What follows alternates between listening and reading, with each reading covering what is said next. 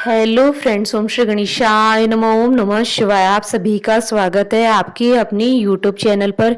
Friends, आज हम आपको इस वीडियो में बताने जा रहे हैं साल 2025 की फाल्गुन मास की कृष्ण पक्ष की भूम प्रदोष व्रत का शुभ मुहूर्त, पूजा विधि, प्रदोष काल पूजन का समय, व्रत कथा, महत्व और भूम प्रदोष व्रत के दिन किए जाने वाले चुक उपायों के बारे में। फ्रेंड्स, वीडियो शुरू करने से पहले आपसे रिक्वेस्ट है, अगर आप हमारे चैनल पर नए हैं और आपने अभी तक चैनल को सब्सक्राइब नहीं किया है तो प्लीज सब्सक्राइब कीजिएगा चैनल को, साथ ही प्रेस कीजिएगा बेल आइकन को, जिससे नए वीडियो से रिलेटेड नोटिफिकेशन आपको तुरंत प्राप्त हो सके। और वीडियो पसंद आने पर वीडियो को लाइक और शेयर जरूर कीजिएगा ताकि सभी भक्तों को इस वीडियो का लाभ प्राप्त हो सके। और कमेंट बॉक्स में ओम नमः शिवाय जरूर लिखिएगा। साल 2025 में फाल्गुन मास की कृष्ण पक्ष की त्रयोदशी तिथि 25 फरवरी 2025 मंगलवार के दिन है। मंगलवार के दिन आने वाले प्रदोष व्रत को भूम प्रदोष व्रत के नाम से भी जाना जाता है।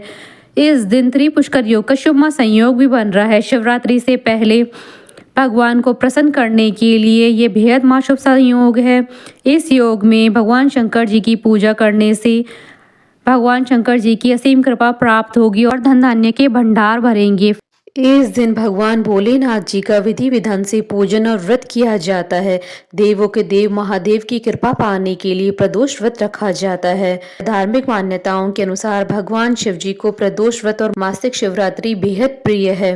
भूम प्रदोष व्रत में भगवान शिव माता पार्वती जी की पूजा की जाती है। शास्त्रों में भूम प्रदोष व्रत का विशेष महत्व माना गया है। इस दिन के स्वामी हनुमान जी को शिव जी का ही रुद्रा अवतार माना जाता है, इसलिए मान्यता है कि भूम प्रदोष व्रत करने से हनुमान जी प्रसन्न होते हैं। इसके साथ ही व्यक्ति के मंगल ग्रह संबंधी दोष भी समाप्त हो जाते हैं। भगवान शिव और हनुमान जी दोनों अपने भक्तों से बहुत जल्दी प्रसन्न होते हैं। भगवान शिव को भोलेनाथ भी कहा जाता है। भूम प्रदोष व्रत के दिन सुबह स्नान आदि करके भोलेनाथ को श्रद्धा पूर्वक भक्ति भाव से बेलपत्र, धतूरा, मदार और जल चढ़ाने मात्र से ही प्रसन्न किया जा सकता है। भूम प्रदोष व्रत का संयोग अति शुभ और फलदायी है। भूम प्रदोष व्रत के दिन पूजा करने से घर में सुख समृद्धि बनी रहती है। इसके अलावा संतान प्राप्ति का सुख मिलता है। प्रदोष व्रत के दिन पूजा करने से आपके सभी कष्ट दूर हो जाते हैं और सभी मनोकामनाएं शीघ्र ही पूर्ण होती है। इस दिन विधिवत उपवास और व्रत करने से स्वास्थ्य संबंधी समस्याओं से छुटकारा मिलता है।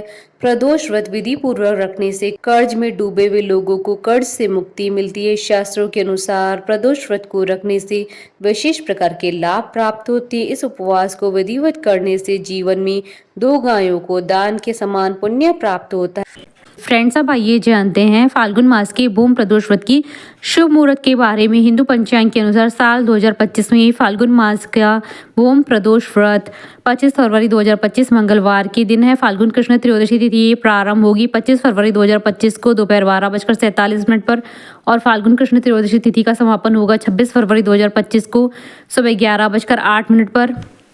प्रदोष काल पूजन का समय रहेगा 25 फरवरी 2025 को शाम 6:18 से रात्रि 8:49 तक। कुल अवधि 2 घंटे 30 मिनट है और इस दिन त्रिपुष्कर योग का प्रारंभ होगा सुबह 6:50 से दोपहर 12:47 तक।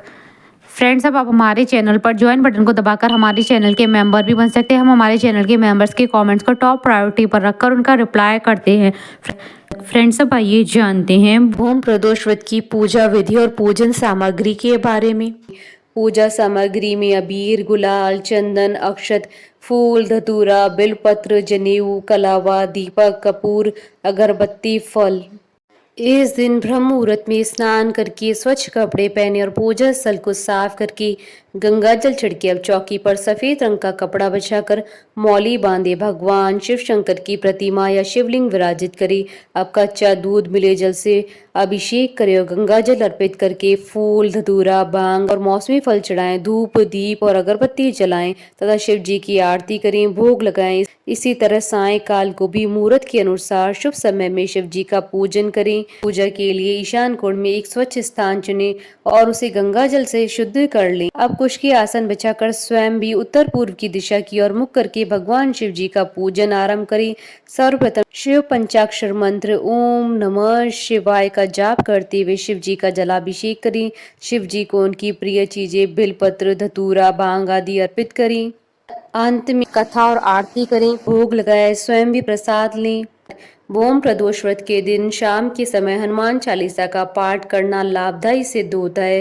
इस दिन मंगल देव के 21 या 108 नामों का पाठ करने से ऋण से जातक को जल्दी छुटकारा मिल जाता है। इस व्रत पूजन से मंगल ग्रह की शांति भी होती है। फ्रेंड्स, अब आइए जानते हैं प्रदोष व्रत की उद्यापन विधि के बारे में। प्रदोष व्रत को 11 या 26 त्रयोदशियों के साथ रखने के बाद ही उद्यापन करना चाहिए, वरना इसके कोई लाभ नहीं मिलते हैं। प्रदोष व्रत पर उद्यापन त्रयोदशी तिथि पर करें और शिव आराधना के साथ भोग लगाएं।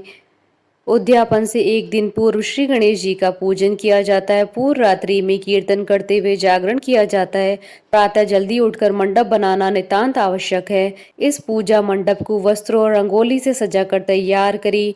ओम उमा सहित शिवाय नमो मंत्र का 108 बार जाप करना आवश्यक है।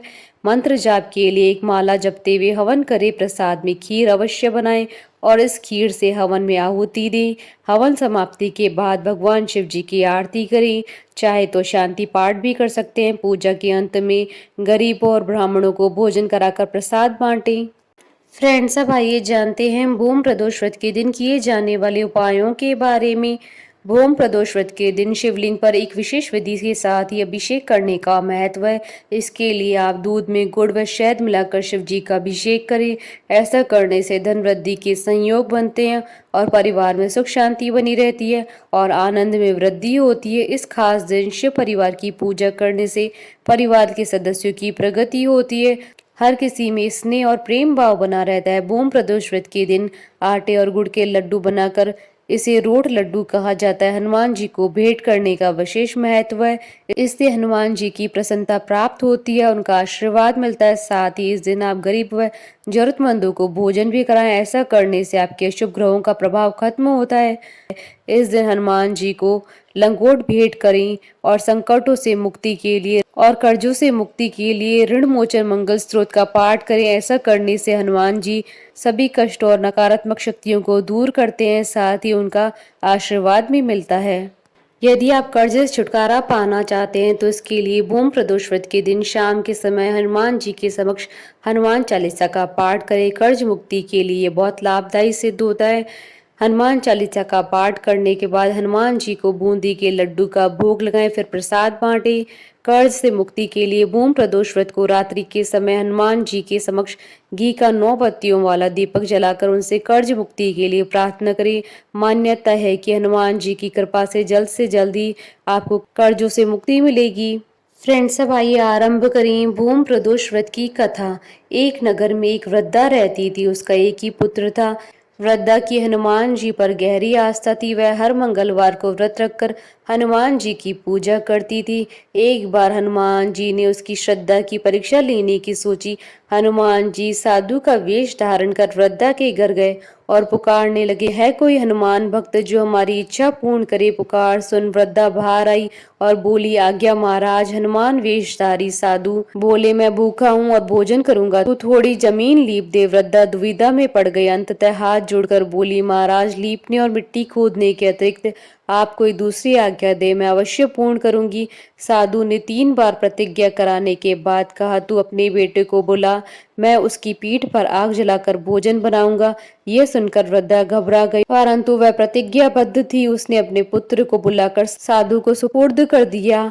वेशधारी साधु हनुमान जी ने वृद्धा के हाथों से ही उसके पुत्र को पेट के बल लिटाया और उसकी पीठ पर आग जलवाई। आग जलाकर दुखी मन से वृद्धा अपने घर में चली गई। इधर भोजन बनाकर साधु ने वृद्धा को बुलाकर कहा, तुम अपने पुत्र को पुकारो ताकि वह भी आकर भोग लगा ले। इस पर वृद्धा बोली, उसका नाम लेकर मुझे और न कष्ट पहुंचाओ। लेकिन जब साधु महाराज नहीं माने तो वृद्धा ने अपने पुत्र को आवाज लगाई। अपने पुत्र को जीवित देखकर वृद्धा को बहुत ही आश्चर्य हुआ। वह साधु के चरणों पर गिर पड़ी।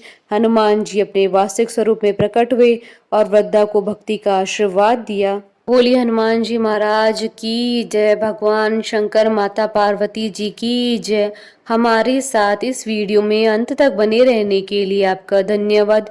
ओम श्री गणेशाय नमः। ओम नमः शिवाय।